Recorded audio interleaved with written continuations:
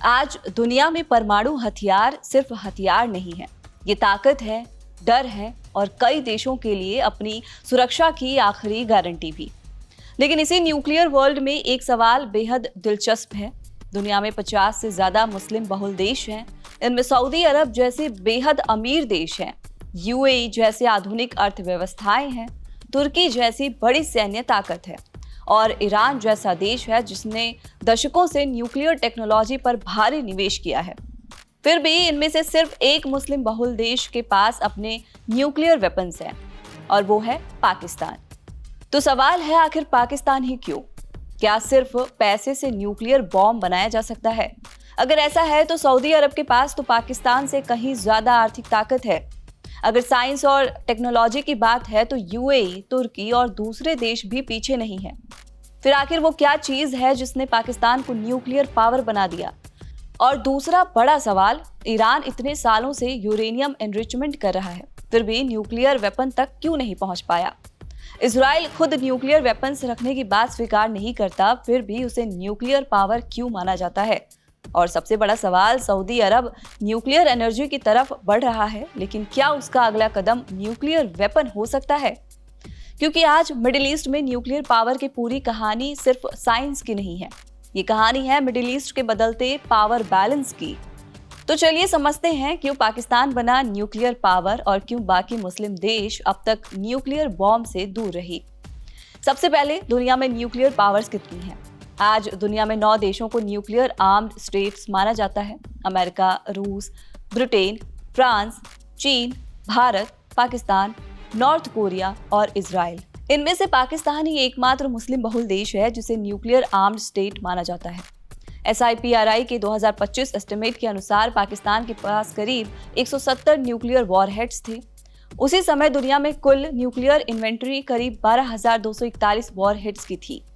यानी सवाल और बड़ा हो जाता है, जब न्यूक्लियर टेक्नोलॉजी दुनिया के कुछ ही देशों के हाथ में है तो पाकिस्तान उस क्लब में पहुंचा कैसे? इसका जवाब हमें 1971 तक ले जाता है। 1971 का इंडिया पाकिस्तान युद्ध, जो पाकिस्तान के इतिहास का सबसे बड़ा स्ट्रेटेजिक शॉक था। युद्ध के बाद बांग्लादेश का जन्म हुआ। पाकिस्तान के राजनीतिक और सैन्य नेतृत्व के लिए ये सिर्फ एक युद्ध की हार नहीं थी, ये उस डर का जन्म था कि अगर भविष्य में फिर ऐसा हुआ तो पाकिस्तान अपने अस्तित्व को कैसे बचाएगा। और यहीं से न्यूक्लियर डिटरेंस का विचार पाकिस्तान की नेशनल सिक्योरिटी स्ट्रेटेजी में तेजी से मजबूत हुआ।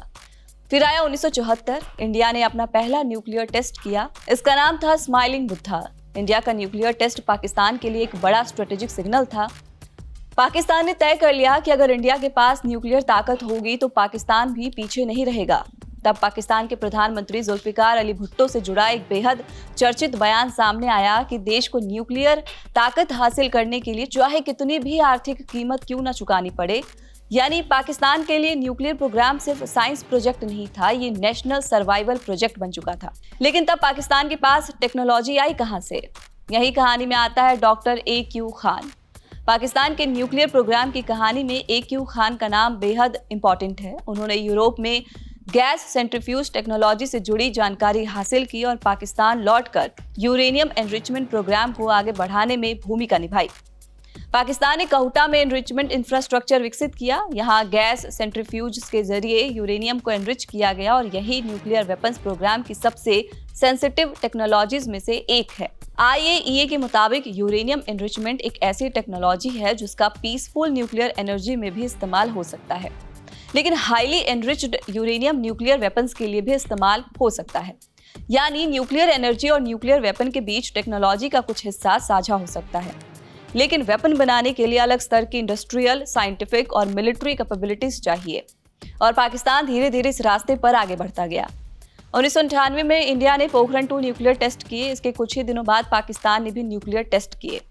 चगाई में पाकिस्तान के न्यूक्लियर टेस्ट ने दुनिया को एक बड़ा स्ट्रेटेजिक मैसेज दिया कि अब south Asia officially nuclear region बन चुका था। पाकिस्तान ने खुद को न्यूक्लियर आर्म्ड स्टेट के रूप में स्थापित कर दिया और यही वो पल था जब पाकिस्तान दुनिया का पहला और अब तक का एकमात्र Muslim majority nuclear armed country बना। लेकिन अगर पाकिस्तान कर सकता है तो सऊदी अरब क्यों नहीं? क्या सिर्फ पैसा हो तो न्यूक्लियर बॉम्ब बन जाएगा? सऊदी अरब के पास तो बड़े बड़े ऑयल वेल्थ हैं, यूएई के पास एडवांस्ड इंफ्रास्ट्रक्चर है, तुर्की के पास मजबूत इंडस्ट्रियल बेस और बड़ी मिलिट्री है। लेकिन न्यूक्लियर वेपन बनाने के लिए सिर्फ पैसा काफी नहीं, आपको चाहिए advanced scientific research, nuclear fuel cycle, uranium enrichment या प्लूटोनियम प्रोडक्शन जैसी सेंसिटिव कैपेबिलिटीज। मिसाइल या aircraft delivery systems, highly trained scientist और सबसे जरूरी दशकों तक लगातार चलने वाला एक स्ट्रेटेजिक स्टेट प्रोग्राम। और न्यूक्लियर टेक्नोलॉजी ऐसी चीज है जिसे दुनिया खुला बाजार मानकर नहीं चलती। एनपीटी ने दुनिया को न्यूक्लियर क्लब में बांट दिया। न्यूक्लियर वेपन्स की दुनिया को समझने के लिए एक और शब्द जरूरी है, एनपीटी। इसका मकसद न्यूक्लियर वेपन्स के प्रसार को रोकना है। एनपीटी के तहत non nuclear weapons states nuclear weapons हासिल नहीं करने की प्रतिबद्धता लेते हैं और IAEA सेफगार्ड्स के जरिए पीसफुल न्यूक्लियर मटेरियल के डाइवर्जन को रोकने की व्यवस्था होती है। लेकिन यहाँ एक हिस्टोरिकल प्रॉब्लम भी है। एनपीटी ने 5 देशों को न्यूक्लियर वेपन्स स्टेट्स के रूप में रिकॉग्नाइज किया है: अमेरिका, रूस, ब्रिटेन, फ्रांस और चीन। इंडिया, पाकिस्तान और इजराइल एनपीटी के बाहर हैं। नॉर्थ कोरिया ने एनपीटी से विड्रॉल किया। यानी आज न्यूक्लियर वर्ल्ड सिर्फ टेक्नोलॉजी की कहानी नहीं है, ये ट्रीटीज, अलायंस, सैंक्शंस और ग्लोबल पावर पॉलिटिक्स की भी कहानी है। अब आते हैं मिडिल ईस्ट के सबसे कंट्रोवर्शियल न्यूक्लियर सवाल पर, ईरान। ईरान के पास न्यूक्लियर एनर्जी प्रोग्राम है। उसने यूरेनियम एनरिचमेंट की महत्वपूर्ण क्षमता विकसित भी कर ली है और यही वजह है कि इजराइल, अमेरिका और कई वेस्टर्न कंट्रीज ईरान के न्यूक्लियर प्रोग्राम को लेकर बेहद चिंतित रहे हैं। लेकिन ईरान लगातार कहता रहा है कि उसका न्यूक्लियर प्रोग्राम पीसफुल पर्पस के लिए है। IAEA सालों से ईरान के न्यूक्लियर प्रोग्राम की मॉनिटरिंग और वेरिफिकेशन करता रहा है। एजेंसी ने कई मौकों पर कहा है कि डिक्लेयर्ड न्यूक्लियर मटेरियल के डाइवर्जन को लेकर वेरिफिकेशन की गई, लेकिन कुछ मामलों में ईरान की ट्रांसपेरेंसी और कोऑपरेशन को लेकर गंभीर सवाल भी उठे। और यही फर्क समझना जरूरी है। न्यूक्लियर टेक्नोलॉजी होना और न्यूक्लियर वेपन होना एक चीज नहीं है।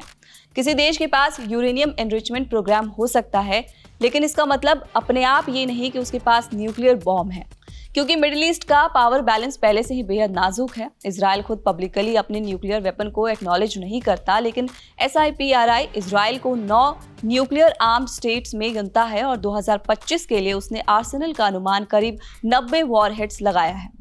ईरान दूसरी ओर कहता है कि उसका न्यूक्लियर प्रोग्राम पीसफुल है, लेकिन इजराइल को डर है कि अगर ईरान कभी न्यूक्लियर वेपन हासिल कर लेता है तो मिडिल ईस्ट का स्ट्रेटेजिक बैलेंस पूरी तरह बदल सकता है। और अगर ईरान न्यूक्लियर पावर बनता है तो सवाल सिर्फ इजराइल तक सीमित नहीं रहेगा।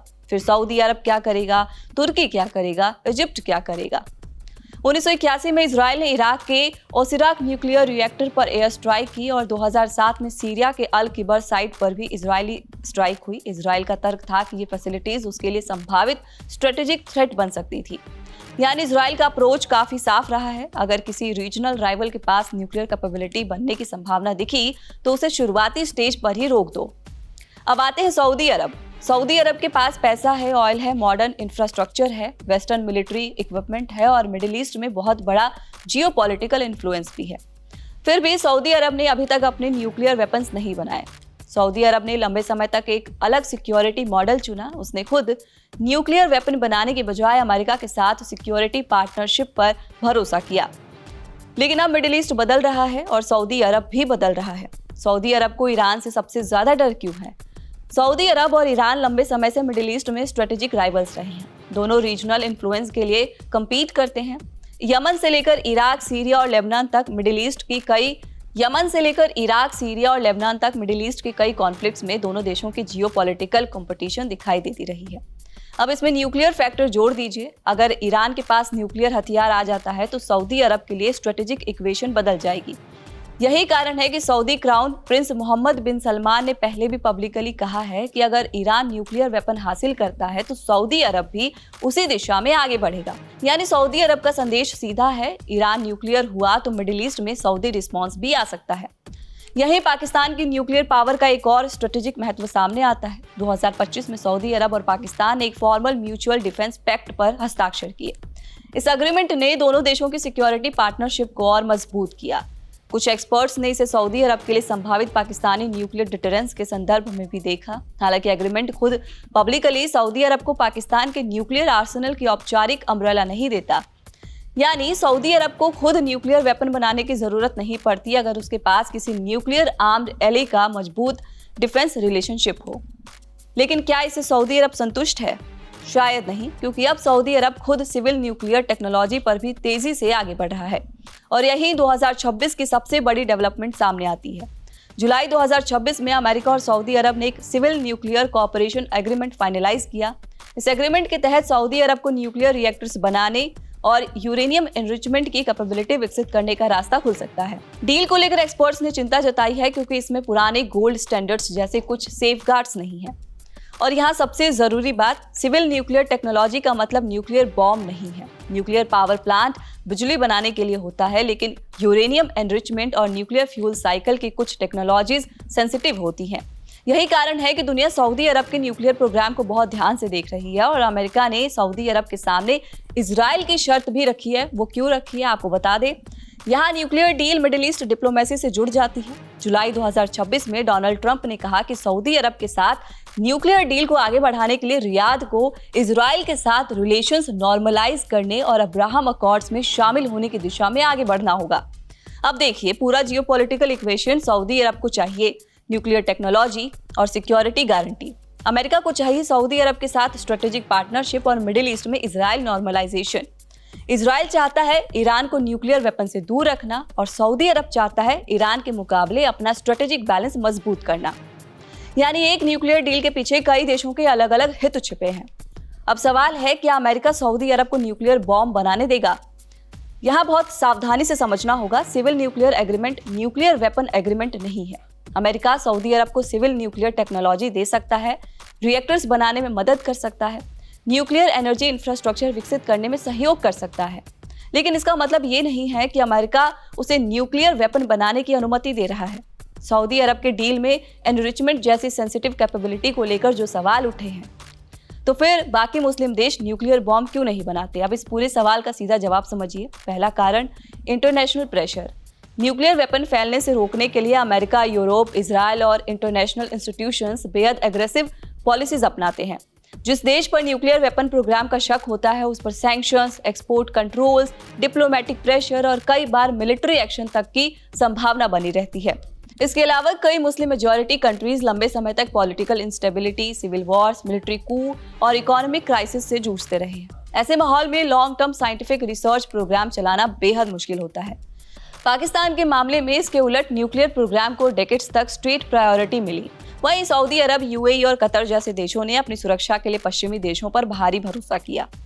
अगर आपके पास अमेरिका जैसे मिलिट्री सुपर पावर की सिक्योरिटी पार्टनरशिप है तो आपके लिए न्यूक्लियर बॉम्ब बनाना जरूरी नहीं रह जाता। अब देखना यही है कि क्या सऊदी अरब सिर्फ न्यूक्लियर एनर्जी पावर बनेगा या मिडिल ईस्ट में न्यूक्लियर डिटरेंस की एक नई दौड़ शुरू होगी। क्योंकि अगर ईरान और सऊदी अरब दोनों न्यूक्लियर थ्रेशोल्ड के करीब पहुंचते हैं तो इसका असर सिर्फ मिडिल ईस्ट पर नहीं पड़ेगा। इससे अमेरिका की स्ट्रेटेजी बदलेगी, इजराइल की सिक्योरिटी कैलकुलेशंस बदलेंगी, चीन की मिडिल ईस्ट पॉलिसी भी बदल जाएगी। फिलहाल इस वीडियो में इतना ही। आपको ये जानकारी कैसी लगी कमेंट बॉक्स में जरूर बताइए। मैं हूं सुप्रिया, कैमरे के पीछे हमारे साथी दीपक। देखते रहिए कड़क।